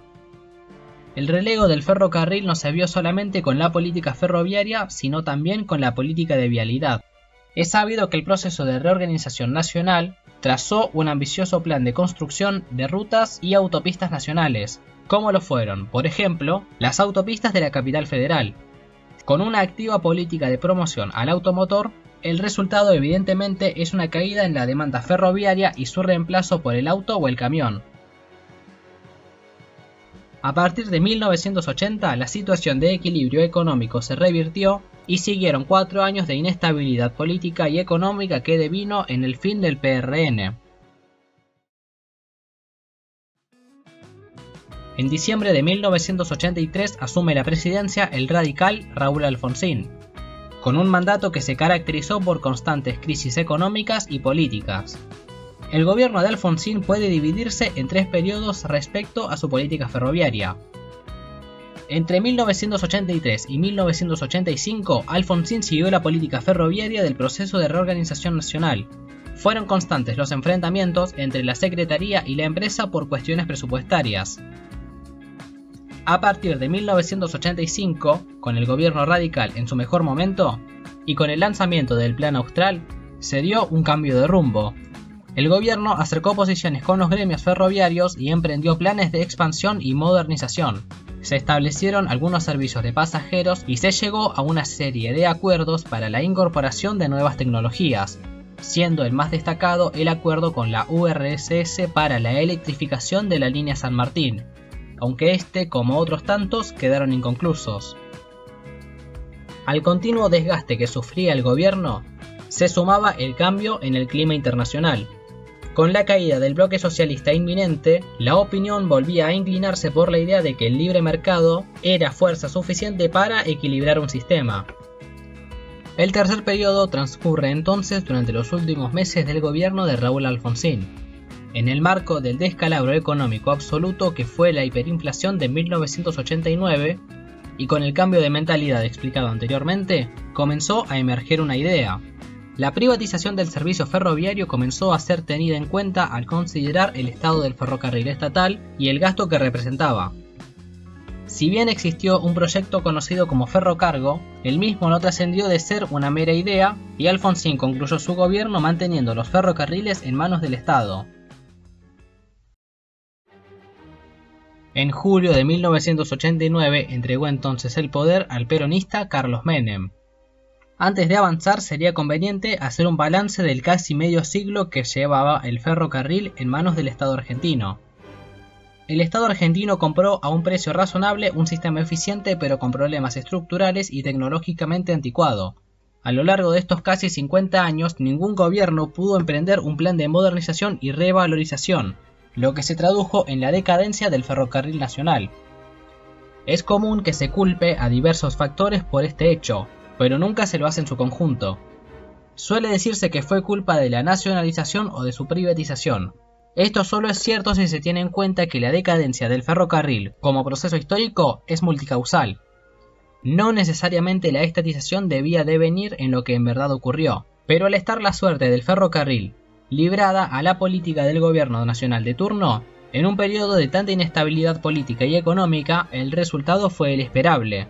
En un tiempo donde cada gobierno duraba en promedio 2 años, fue imposible trazar una política coherente a largo plazo, como se vio con la constante aprobación de planes a largo o mediano plazo que quedaban en la nada. Al mismo tiempo, el descuido o relegamiento también jugaron en contra. La aplicación de políticas en favor del automóvil, a la vez que se abandonaba el ferrocarril, hicieron caer por el piso la competitividad del sistema ferroviario, favoreciendo a otros medios de transporte como el automóvil o el avión. A esto se sumó algo que se hizo manifiesto en la década de 1980, que fue la usurpación de tierras ferroviarias, tanto por municipios y provincias, que veían las vías como obstáculos para sus planes urbanísticos, como por grupos marginales de la sociedad que ocupaban tierras del ferrocarril y reducían o incluso impedían la operatividad, siendo el caso más emblemático el de la Villa 31 en Retiro. Como se dijo anteriormente, Menem asumió en julio de 1989. Recibió un sistema ferroviario con graves problemas estructurales, una demanda con tendencia a la baja y un déficit en aumento, además de tener al país en una de sus mayores crisis. A pesar de su orientación peronista, el nuevo gobierno se alió con partidos alineados a la ortodoxia económica y pronto se decidió por la necesidad de una reestructuración de la administración pública. A los pocos meses de haber asumido Menem, se aprobó la Ley de Reforma del Estado, La misma autorizaba al Ejecutivo a emprender una serie de reformas estructurales en favor de poner en orden las cuentas del Estado y volverlo más eficiente, aunque esto nunca se cumplió realmente. Promovía la privatización de las empresas del Estado que resultaran deficitarias para el Tesoro, pero en el caso de los ferrocarriles, la política encarada fue otra. Al tiempo que se aprobaban las reformas en el reglamento operativo, se llevó a cabo el primer experimento en relación al ferrocarril. En lugar de la privatización, se creó la figura de la concesión, en la cual el Estado tercerizaba la operación, mantenimiento, el trabajo en los talleres y demás actividades, pero la propiedad de los bienes y la facultad de control seguían en manos del Estado, que recibía un canon del concesionario. Hasta este momento, solo se trataba del servicio de cargas, aunque posteriormente veremos que no se limitó a él. La primera concesión fue la del corredor Rosario-Bahía Blanca, con varios ramales. Tras abrirse la licitación y una serie de acuerdos sobre la reglamentación, la empresa beneficiada con la concesión fue el Grupo Techint. Entró en operaciones en diciembre de 1991, entonces la recién fundada empresa Ferroexpreso Pampeano Sociedad Anónima, controlando gran parte de la red del ferrocarril Sarmiento. En sus primeros meses, la empresa tuvo un desempeño aceptable, lo que determinó que la concesión de los ferrocarriles era posible y que podría ser beneficiosa. Así, entonces, comenzó a trabajarse en las demás concesiones en cuanto a ferrocarriles de cargas. Si bien muchas veces los ramales quedaban separados de las líneas principales, puede narrarse de la siguiente manera. La línea Mitre fue concesionada a Nuevo Central Argentino, el Roca a Ferrosur Roca. Buenos Aires al Pacífico, Sociedad Anónima, se quedó con la concesión de cargas del tren San Martín. Ferrocarriles Mesopotámicos con el General Urquiza, mientras que la red del Ferrocarril General Belgrano quedó en manos del Estado Nacional, a falta de privados competentes interesados en la concesión, aunque existía el compromiso de darla en concesión a la Unión Ferroviaria. En el marco de agravamiento de la crisis económica y el inicio del proceso de concesiones, los gremios ferroviarios iniciaron un proceso de huelgas al que el presidente Menem respondió con la frase «ramal que para, ramal que cierra», y se reiteró la política de concesiones.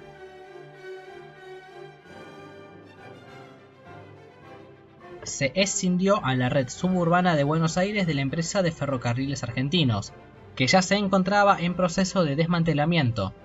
En su lugar se creó la empresa Ferrocarriles Metropolitanos o FEMESA, y se decretó su concesión junto con el subterráneo de Buenos Aires. En este caso no se revisaron los reglamentos de operación, se proyectó que las concesiones podrían recibir un subsidio y el tiempo de concesión se limitó a 10 años, tiempo estimado para la realización de obras previstas para el mejoramiento del servicio. Las redes fueron concesionadas de la siguiente manera. Transportes Metropolitanos recibió las líneas San Martín, Belgrano Sur y Roca. Ferrovías recibió el tramo de la línea Belgrano entre Retiro y Villarrosa, conocido como Belgrano Norte. Trenes de Buenos Aires recibió en concesión las líneas Sarmiento y Mitre. Por último, Metrovías obtuvo la concesión del servicio suburbano del ferrocarril General Urquiza, y en este caso por 20 años, ya que la concesión también incluía el subterráneo de Buenos Aires. Los que corrieron con peor suerte fueron los trenes interurbanos.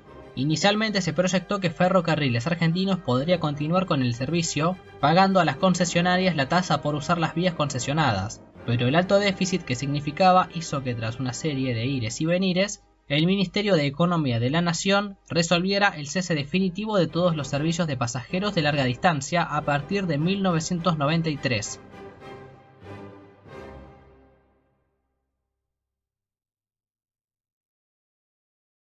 Aunque finalmente, por el malestar social y costo político que tuvo esto, el gobierno nacional resolvió permitir a las provincias hacerse cargo de todos los servicios, siendo el más destacable el ferrocarril de la provincia de Buenos Aires con el servicio Buenos Aires a Mar del Plata, entre otros.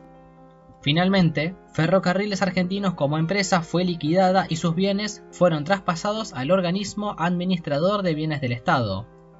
Los talleres que no fueron concesionados quedaron abandonados, al igual que centenares de estaciones, tramos de vías y máquinas acumuladas como chatarra, a la vez que los terrenos ferroviarios quedaban a disposición de los llamados proyectos ferrourbanísticos, siendo el más conocido el Proyecto Retiro, que proyectaba unificar las terminales de retiro en un único edificio donde funciona la estación de Retiro San Martín, convirtiendo la estación Retiro Mitre en una galería comercial y demoliendo la estación de Belgrano Norte. A pesar de lo ambicioso del plan, no trascendió de ser una idea sin aplicación real. Cabe destacar que todo esto se hizo con el visto bueno y la complicidad de la burocracia sindical, que en esta época se limitó a renegociar sus acuerdos con las empresas privadas y con el Estado. Durante los primeros años de las concesiones puede decirse que el sistema funcionó. Se recuperó gran parte del tráfico de cargas y se mejoró la calidad del servicio, además del perfeccionamiento técnico de la maquinaria. En los servicios suburbanos se mejoró la opinión que tenía el público general sobre el tren y también aumentó la demanda, aunque sin recuperar sus máximos históricos. Se invirtió de gran manera en la limpieza y mantenimiento de las estaciones y trenes, además de una nueva política de seguridad que revirtió la fama de inseguros que se habían ganado los trenes durante décadas. Pero los trenes interurbanos mostraron una realidad muy distinta. La mayoría de provincias no supo tener un servicio eficiente y eventualmente los trenes de pasajeros desaparecieron de casi todo el territorio nacional, con todo el impacto que ello conlleva, relegando las vías al servicio de cargas. La única excepción destacable fue Ferrobaires, con el anteriormente nombrado servicio de Buenos Aires a Mar del Plata, entre otros. Al mismo tiempo, el rol del Estado pasó a ser de un mero controlador ineficiente del servicio a través de la Comisión Nacional Reguladora del Transporte y la Secretaría de Transportes. Para finales de la década del 90, la situación fue empeorando. El servicio de cargas volvió a decaer a causa de la recesión económica, a lo que se sumaron complicaciones en el estado de las vías, como lo fue la inundación de la laguna La Picasa en Santa Fe, que dejó inoperativo el servicio entre Mendoza y Buenos Aires. Esto contribuyó al proceso de decadencia de las concesionarias de cargas en esta época. 2 concesionarias se liquidaron y vendieron sus concesiones a una empresa extranjera. Estas fueron Buenos Aires al Pacífico y Ferrocarriles Mesopotámicos, que relegaron su concesión a la empresa brasileña América Latina Logística. En 1999, poco antes de acabar el gobierno de Menem, el Estado se deshizo de su último ferrocarril, concesionando el General Belgrano al Sindicato de Unión Ferroviaria. En cuanto a los servicios suburbanos, en 1997 el gobierno renegoció los contratos de concesión, acordándose sumas millonarias por planes de modernización que, evidentemente, quedaron en la nada, además de la extensión de las concesiones de 10 a 30 años. El gobierno de Fernando de la Rúa muestra las mismas tendencias que el final del gobierno de Menem: caída en la inversión real con respecto a la proyectada, baja demanda e incumplimientos constantes del Estado respecto a los subsidios de las concesiones suburbanas. La crisis financiera y económica del año 2001 repercutió de forma directa en el sector ferroviario en la Argentina, profundizando la tendencia anteriormente explicada. En el 2002, el ahora presidente Duhalde decretó la emergencia ferroviaria, que en la práctica significó la moratoria de gran parte de las obligaciones de pago respecto a los ferrocarriles y la suspensión de casi todas las obras, que repercutió directamente en la calidad del servicio, que ya de por sí era decadente. Aunque estaba proyectada para ser una medida a corto plazo, la emergencia ferroviaria fue prorrogada por los siguientes gobiernos. En mayo de 2003 asume Néstor Kirchner. Durante su presidencia hubo una marcada recuperación económica, lo que impactó positivamente con el aumento de los servicios de cargas. La política ferroviaria de Kirchner fue, como mucho, vaga. El Estado no abandonó la posición a la que había quedado relegado en los años 90 como mero controlador. Apenas se emprendieron proyectos de mantenimiento o renovación de vías o formaciones, lo que se vio en el desgaste del material rodante. Y las obras que sí se hicieron, comúnmente, lo fueron de forma deficiente. Para el 2006, el estado del servicio de cargas del General Belgrano, manejado por Unión Ferroviaria, era tan deficiente que el Estado rescindió el contrato y transfirió la operación del servicio a la Sociedad Operadora de Emergencia o SOESA, constituida por algunos privados, los gremios ferroviarios y, extrañamente, el gremio de camioneros, muy probablemente como forma de favor político. Respecto al servicio suburbano, la calidad continuó en decadencia. La empresa que peor manejó sus asuntos fue Metropolitano. En 2004, debido a lo paupérrimo de las condiciones, se le levantó la concesión de la línea San Martín, transfiriéndola a un conglomerado formado por las otras 3 concesionarias, conocido como la Unidad de Gestión Ferroviaria o UGOFE. 4 años más tarde se le levantó la concesión de las líneas Belgrano Sur y Roca, transfiriéndolas también a UGOFE. La política de desinversión y descuido fue resultado y respuesta a la crisis de rentabilidad por los costos crecientes, la baja demanda y la política de tarifas pisadas con subsidios insuficientes. Y afectó a la limpieza, conservación y calidad del servicio. También perjudicó a la seguridad y no hizo nada para impedir el vandalismo. A esto también se sumaba un Estado que cumplía mal su labor como controlador y que muchas veces permitía el mal funcionamiento o la usurpación de terrenos ferroviarios. Esto se vio también en las líneas Mitre y Sarmiento, más allá de algunas renovaciones como los famosos trenes de 2 pisos para el Sarmiento. Las únicas 2 empresas que supieron mantener la calidad de su servicio fueron Ferrovías y Metrovías. Respecto a los trenes interurbanos, no hubo una política oficial de recuperarlos, pero se reglamentó la posibilidad de que volvieran a través de privados. 2 son los casos destacables. El primero es el de Ferrocentral, con los servicios de Buenos Aires a Córdoba y Buenos Aires a Tucumán. El otro es el de Trenes Especiales Argentinos, con el servicio Buenos Aires a Posadas, conocido como el Gran Capitán. Ninguno de los 2 proyectos prosperó, más allá de que Ferrocentral contaba con solvencia financiera y material rodante adecuado, a diferencia del Gran Capitán. La principal razón por la que estos trenes dejaron de correr a los pocos años es principalmente debido, nuevamente, a la falta de inversión y el mal estado de la infraestructura. El deterioro de las vías dificultaba de gran manera la circulación y hacía los viajes excesivamente lentos, reduciendo enormemente la competitividad del tren respecto a otros medios de transporte no tan económicos. En diciembre del 2007, Néstor Kirchner entregó el mando a su esposa Cristina Fernández. En un inicio, el plan ferroviario era la simple continuidad del modelo de las anteriores 2 décadas.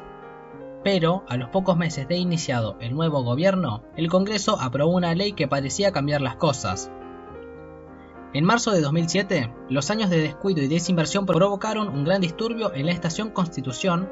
Tras una serie de cancelaciones de servicio en hora pico, hubo serios incidentes e incluso el incendio de varias formaciones. En febrero de 2008 se aprobó una ley que tenía como objetivo imitar al sistema sueco, bajo el precepto de separar la infraestructura del servicio. Se crearon las empresas estatales SOFCE y ADIFCE como gestoras autónomas de los bienes ferroviarios del Estado Nacional. Como gran parte de las reformas anteriormente mencionadas, esta quedó en el papel y la situación no cambió significativamente. Aunque es cierto que la revuelta de Constitución fue uno de los elementos que contribuyó a que se le levantara la concesión del servicio suburbano a la empresa Metropolitano. Respecto al servicio de cargas, durante los primeros años del gobierno de Cristina Kirchner, aumentó la demanda gracias al crecimiento económico producto del clima de prosperidad internacional. El conflicto con el campo en 2008 y el posterior inicio del estancamiento en el año 2010 hicieron que se retomara la tendencia de caída de la actividad ferroviaria. Merece especial mención la denuncia que constantemente se hacía sobre el estado de las vías de cargas, lo que llevó a que en 2012 se le quitara la concesión a América Latina Logística sobre los ferrocarriles General San Martín y General Urquiza por destrucción del patrimonio nacional, incorporándose estas al ferrocarril Belgrano Cargas y Logística a partir del 2014. Nuevamente, en este periodo no se emprendieron obras significativas y la calidad de la infraestructura continuó decayendo, a la vez que comenzaban a hacer agua los proyectos privados de trenes interurbanos. Al tiempo que pasaba esto, el gobierno de Fernández de Kirchner, acompañada por los corruptos funcionarios Julio De Vido y Ricardo Jaime, anunciaron 2 suntuosos y faraónicos proyectos. El primero es el ya infamemente recordado Tren Bala. La idea era un tren de alta velocidad que uniera Buenos Aires, Rosario y Córdoba. Financiado con apoyo de bancos internacionales, de haberse realizado habría significado un enorme despilfarro en gastos de renovación y adaptación de la infraestructura para un tren que, además, tenía características técnicas muy diferentes a las del ferrocarril argentino. El plan fue ampliamente criticado por gran parte del espectro político por ser un proyecto inviable y no adaptado a las necesidades reales del país. Finalmente, En 2009 el tren bala como idea se fue a pique luego de que la crisis internacional hiciera a los potenciales inversores retirarse. Años más tarde, la justicia demostró las irregularidades y actos de corrupción en que estaban metidos los funcionarios vinculados a este proyecto. La misma suerte corrió el otro proyecto, el soterramiento del Tren Sarmiento.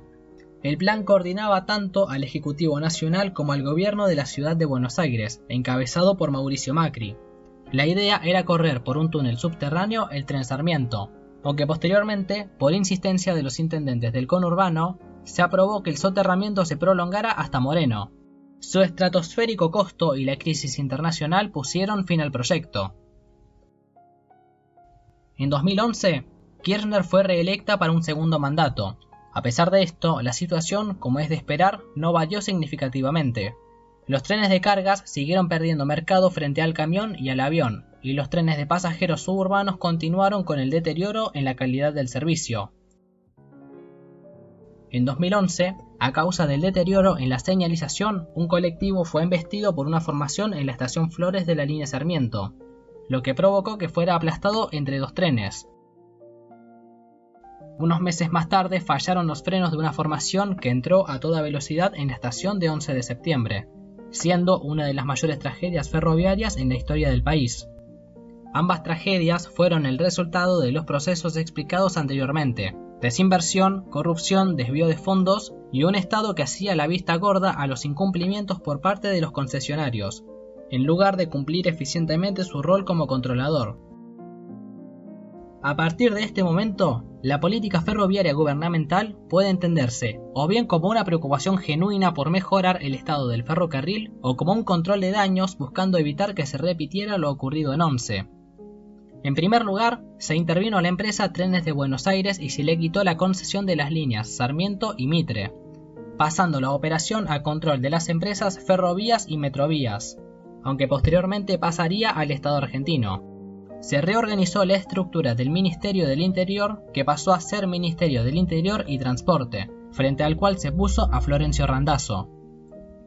Se concretaron compras a China por formaciones 0 kilómetros y se emprendieron obras de renovación de vías y estaciones en el área metropolitana de Buenos Aires. Sin embargo, en el interior del país las vías permanecieron en el mismo estado y no se emprendieron las reformas estructurales necesarias. Por ejemplo, la electrificación del ramal Constitución-La Plata fue anunciado 7 veces en 5 años, y en ninguna ocasión se concretó. También volvieron algunos servicios de larga distancia por parte del gobierno nacional, aunque el mal estado de las vías obligaba a que los trenes viajaran a velocidades demasiado lentas, con lo cual su calidad bajó notablemente. Por último, en febrero de 2015, se aprobó la Ley de Nuevos Ferrocarriles Argentinos, que creaba un holding con el mismo nombre, aglutinando a las distintas empresas estatales vinculadas al ferrocarril. Incluye al Servicio Estatal de Cargas, todas las líneas ferroviarias no concesionadas y las empresas de gestión de los bienes ferroviarios. Además, se decretó que a partir de ese momento ninguna empresa tendría el derecho exclusivo de la explotación de una línea. Si debe hacerse un balance del ciclo 2003-2015, puede decirse que, por gran parte de este tiempo, la política fue de simple continuidad de la actitud gubernamental inaugurada en los 90. Aunque en sus últimos años hubo un cambio desde lo discursivo, con un tono más estatista, realmente no hubo un cambio genuino. Más allá del levantamiento de las concesiones anteriormente mencionadas, el Estado ha demostrado no ser un mejor empresario o estar más preocupado por el servicio que las empresas concesionarias. Los Kirchner dejaron un sistema más pequeño y en iguales o peores condiciones del que recibieron. Para cuando Kirchner entregó el mando a Macri en 2015, únicamente Ferroexpreso Pampeano, Ferrosur Roca y Nuevo Central Argentino mantienen sus concesiones de cargas y solo Ferrovías y Metrovías conservan sus concesiones en servicios suburbanos. La política ferroviaria de Macri se caracterizó por un aumento en la inversión en infraestructura de cargas, la realización de obras, entre las que se destacan los viaductos en la capital de las líneas San Martín y Mitre, además de finalmente realizar la electrificación del ramal Constitución-La Plata, en lo que se definió como una revolución ferroviaria. Los servicios de larga distancia de pasajeros volvieron a jurisdicción nacional tras que el gobierno de la provincia de Buenos Aires transfiriera los servicios a Nación, pero la calidad del servicio siguió igual o incluso peor. Pero esta, entre comillas, revolución se vio opacada por lo mismo de siempre. La inversión resultó ineficiente, el deterioro de las vías siguió presente y siguieron las invasiones a los terrenos ferroviarios, como se vio en el caso de las villas en crecimiento o en el levantamiento de las vías del ferrocarril General Urquiza en los municipios de Harlingen y Pilar. La calidad de los servicios metropolitanos, aunque no decayó, tampoco tuvo una mejoría significativa. Es destacable que en 2018 se llegó a un acuerdo con el gobierno de Rusia para la electrificación del San Martín, aunque, para sorpresa de nadie, el proyecto quedó en la nada. Además de esto, en agosto del 2017 el gobierno decretó que el Ministerio de Transportes tendría facultades para clausurar ramales.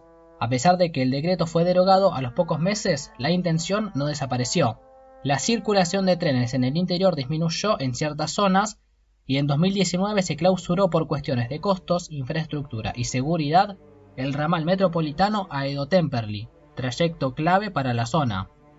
Tampoco hubo grandes adquisiciones de material rodante, con lo cual solo se siguió la tendencia de desgaste del material. El gobierno de Macri llegó a su fin en 2019, siendo sucedido por el peronista Alberto Fernández. Tanto Fernández como Macri se caracterizaron por no hacer nada distinto en materia ferroviaria. Lo más destacable de la presidencia de Alberto Fernández es el restablecimiento de ramales y servicios de larga distancia, además del ramal a Edo-Temperley en 2021, aunque nuevamente sin hacer inversiones serias en infraestructura, por lo que el tiempo de viaje se mantuvo excesivamente largo y poco competitivo respecto a otros medios de transporte. El gobierno de Fernández coincidió con el inicio de los vencimientos en las concesiones. La gestión demostró su fariseísmo y preocupación solo por quedar bien cuando dio marcha atrás a último momento y prorrogó las concesiones a tiempos más allá del final de su mandato. Aumentaron las actividades de cargas y la demanda de transporte metropolitano, pero las inexistentes adquisiciones de material rodante llevaron al desgaste excesivo de las máquinas, que se empezó a agravar en casos como la crisis extractiva del San Martín debido a la inexistencia de talleres para su mantenimiento en el país. Nuevamente, estas dos últimas gestiones muestran más preocupación por la propaganda sobre un estatismo ferroviario en lugar de encarar proyectos serios de inversión a largo plazo que resuelvan los problemas estructurales que tuvo y tiene el ferrocarril en Argentina. En 2023, en medio de un clima de descalabro económico, Fernández entregó el poder a Javier Milei. Desde un inicio, este nuevo gobierno ha estado en la encrucijada entre su posición doctrinaria, buscando abandonar el sistema de concesiones y privatizar completamente el sistema ferroviario, y una oposición reaccionaria que, en su mayoría, se opone a toda reforma. A esto deben sumarse las características coyunturales del momento, que ponen un equilibrio entre estas dos tendencias. En la realidad, lo más apreciable es el deterioro cada vez mayor de los trenes en el país.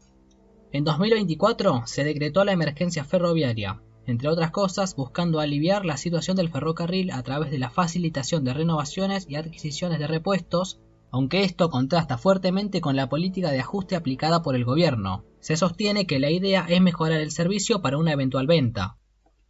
El gobierno de Milei también siguió la política de Fernández de prorrogar las concesiones de cargas y servicios de pasajeros.